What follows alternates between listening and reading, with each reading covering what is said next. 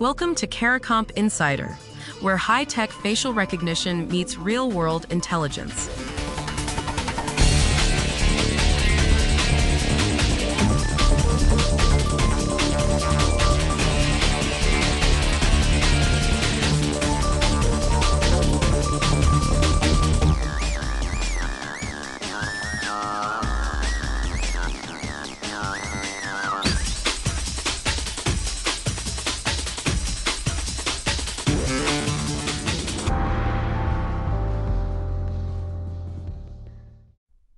A facial recognition match used to be enough to move a case forward. Now, in courtrooms across the UK and the US, judges aren't asking whether the match was right. They're asking whether you can prove how you got it. That shift matters whether you run investigations for a living or you've simply uploaded a selfie to verify your bank account. Your face, the way you prove who you are online, is now flowing through systems that regulators are treating like roads and bridges. Not a nice-to-have. Infrastructure. According to Biometric Update, identity verification has moved from a back-office compliance checkbox to a foundational layer that banks, insurers, tax agencies, and healthcare systems are all building on top of. And the rules governing that layer just got a lot more demanding. The real question running through all of this, if identity is now infrastructure, what happens to the evidence that depends on it? Start with the UK, because that's where the regulatory line is sharpest. Under the UK's money laundering regulations, only identity service providers certified against something called the Digital Identity and Attributes Trust Framework can perform compliant digital ID verification. That's not a recommendation. It's a legal prerequisite. If your provider isn't certified under that framework, the verification doesn't count, no matter how accurate the technology behind it is. For anyone who's ever verified their identity to open a bank account or file taxes online, that means the system checking your face or your documents now has to meet a government-defined standard before it's even allowed to operate. And the companies building these systems have changed what they're asking for. Businesses used to evaluate verification tools based on one thing: accuracy. Can this system tell if a person is who they claim to be? That question hasn't disappeared, but it's been overtaken. According to reporting from Biometric Update, the conversation has shifted to orchestration, reuse, and interoperability. In plain terms, companies want a single identity verification capability that works across every product and every user journey, not a separate check at every door. Verify once, use everywhere. That sounds convenient. It also means one verification decision now carries weight across multiple systems. If that decision is wrong, the error doesn't stay in one place. It travels. Meanwhile, the attacks are getting harder to catch.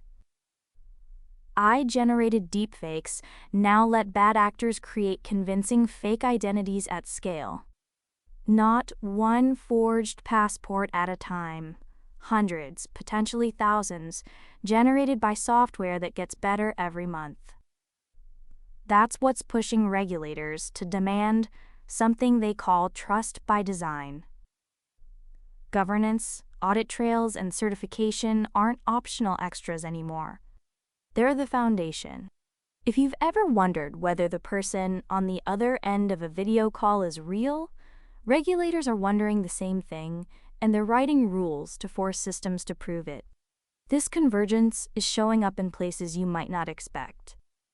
Healthcare, for one. Identity is becoming the organizing layer of digital health, from patient record matching to provider credentialing to verifying that the person on a telehealth call is actually the patient. Companies like Verato, OneCosmos, and ID.me are embedding verification directly into electronic health record systems and communication platforms. The principle is the same one driving banking and tax. Identity isn't a step in the process.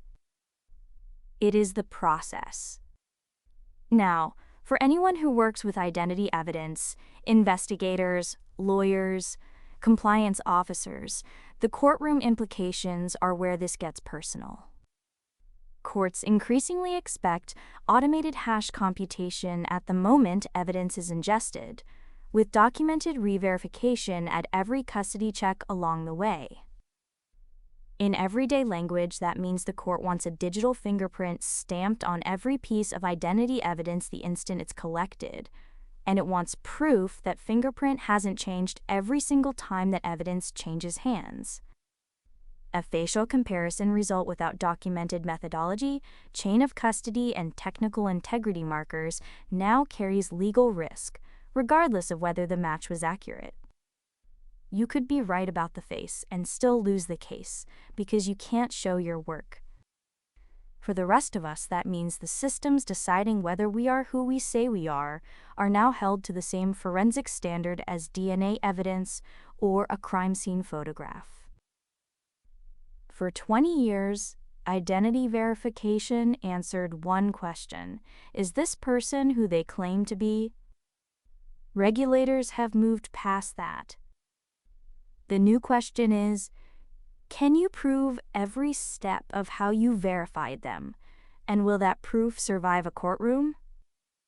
That flips the entire value equation.